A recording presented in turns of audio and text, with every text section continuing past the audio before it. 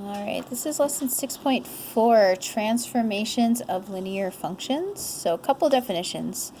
A transformation is moving, when you move something from one place to another. That's it.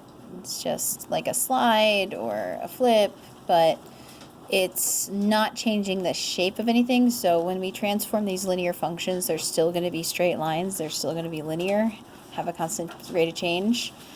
All right, and then we have something else called a family of functions. Those are functions with the same characteristics. Now we've studied 3 of these, and we will continue to study these 3. The first one we've studied that we know well is linear.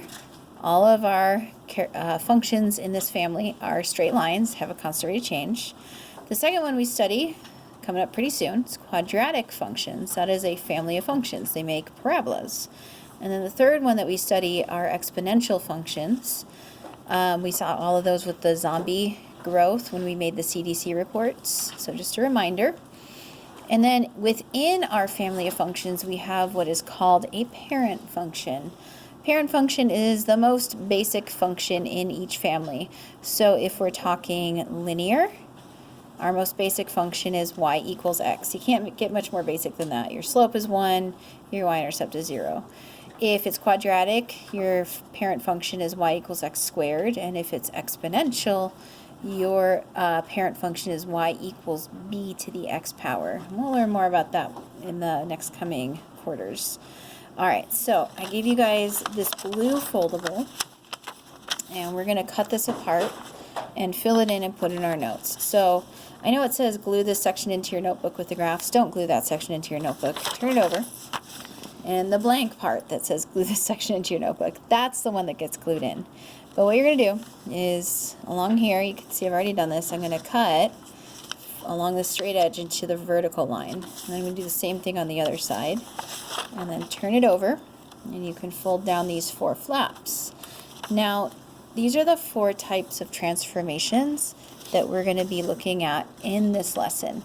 So we're going to take these straight lines. We're only going to look at linear functions. And we're going to take our parent function, y equals x, and we're going to be transforming it. So the 4 different ways we can transform is a shift up. So that's going to be our first tab that opens up. A shift down.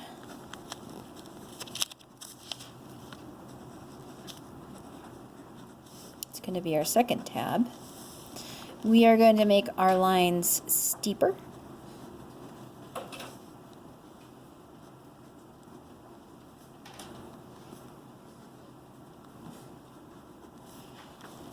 Or we're going to make our lines less steep. So really those are the 4 transformations we're going to focus on. There are more, but for linear functions, these are the ones that really matter. So let's look at our shift up transformation. When we shift our linear function, our parent function, y equals x, which by the way, I graphed it, here it is, we keep the same slope. So we keep slope the same. But to shift up, we need to increase the y-intercept.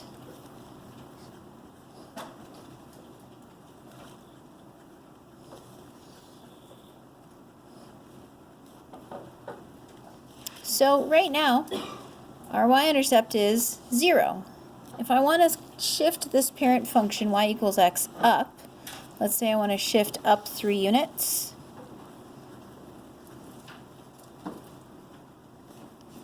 I'm going to increase my y-intercept by 3. Right now it's 0. So 0 plus 3, my new y-intercept is going to be at 3. Now I don't change the slope. So my slope is still going to be, if you look at x, the coefficient is 1 even though it's not written. So my slope is still going to be a positive 1. That's not going to change. All I'm changing is that y-intercept. And then you can see, once I connect these points, I have the same slope, so I actually get parallel lines. These two lines are going to run along each other, but never cross each other. And my y-intercept went from 0 up 3 units to 3. So that's increasing the y-intercept. Now I have y equals x, still a slope of 1, just like my parent function, plus 3, and it was a shift up 3 units. Now, you can imagine if we're going to shift down, it's really similar. You keep the slope the same.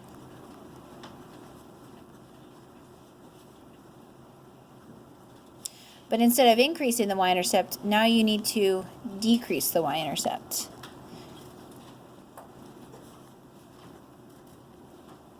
So again, right now, our y-intercept is, for our parent function, 0, because it crosses the y-axis at the origin. But if I want to decrease that, if I want to shift this y-intercept down, let's say I want to shift down 4 units. I'm going to move that y-intercept down from 0 to -4. I want to keep the slope exactly the same. Right now my slope is 1. It's going to remain 1. So I'm going to have these parallel lines. All I did was move this line down 4 units. So if we connect this,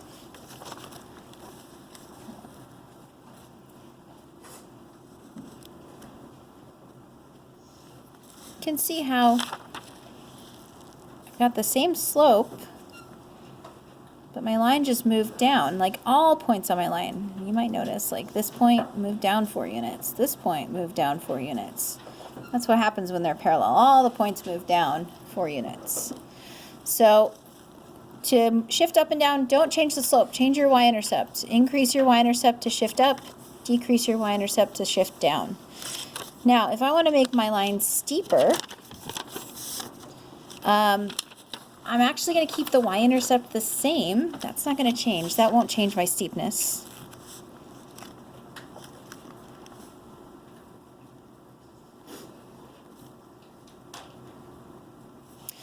But if I wanted this to be steeper than what it is, to go up at a greater angle, I need to increase the slope.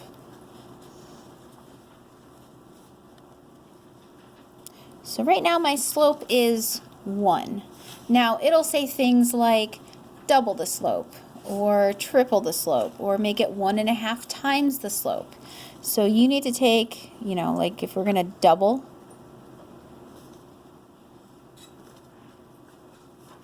or double the rate, is usually what you'll see. Then you take your slope, or whatever value m is, and you multiply it. In this case, since it's by 2, we're going to double. So you take whatever the value of your slope is, multiply it times 2. So right now, the value of our slope, if it's y equals x, our parent function, is 1. We're going to double that, 1 times 2. Our new slope is going to be 2. So instead of graphing y equals x, we now want to graph y equals 2x, which means our rise over run becomes 2, make it a fraction, over 1. So I'm going to start in the same place, same y-intercept. And instead of going up 1 over 1, I'm going to go up 2 over 1, up 2 over 1, up 2 over 1. And if we connect those points with a straight edge, you can see there's a steeper line. It goes up at a faster rate. Now, if you want to make your line less steep, you're going to keep your y-intercept the same. That's not going to change your steepness.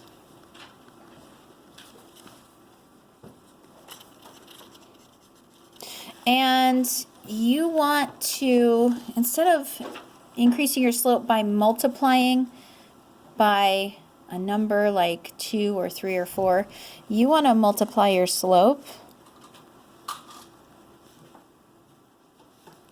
by some number between 0 and 1.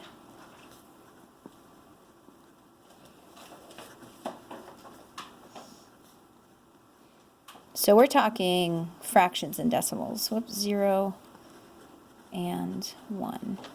Okay? So for example, right now our slope is 1. If I want to make this less steep, let's think of a number between 0 and 1. 1/2 is a good one. Actually, let's change that. Let's make it 1/3. 1/3 is between 0 and 1. 1 times 1/3, well, it's 1/3. So now if I graph, instead of y equals 1 times x, my new slope, or my new equation is y equals 1/3 x. My rise is 1, and my run is 3. I start at the same place at the origin, 0, 0. And now I go up 1, right 3, up 1, right 3. Look at that. And you can see that that graph is going to be a lot less steeper than our parent function, y equals x. Okay, so just to review, if we want to shift up, don't change your slope. You just increase your y-intercept from what it originally is. If you want to shift down, don't change your slope, just decrease your y-intercept from what it originally was. If you want to make something steeper, multiply the slope by a number greater than 1. If you want to make your line less steep, multiply your slope by a number between 0 and 1. It makes it less steep. Now, one thing that you'll notice is that you're going to have combinations of these things. So it'll say shift your function up and make your slope quadruple what it was. So if we, for example, shift up 5 units and quadruple the slope.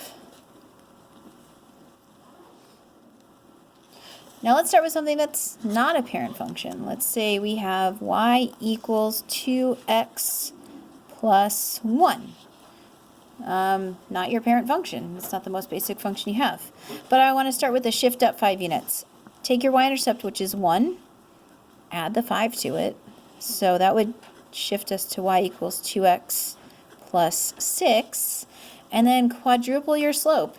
Take your slope, 2, and multiply it times 4. So your new transformed function would be y equals 8x plus 6. And there's an example. All right, don't forget to do 6.4, just the AB side for 6.4. We'll do 6.5 in class tomorrow. And make sure if you have any questions on this, you bring them to class. And don't forget to secure this in your notes.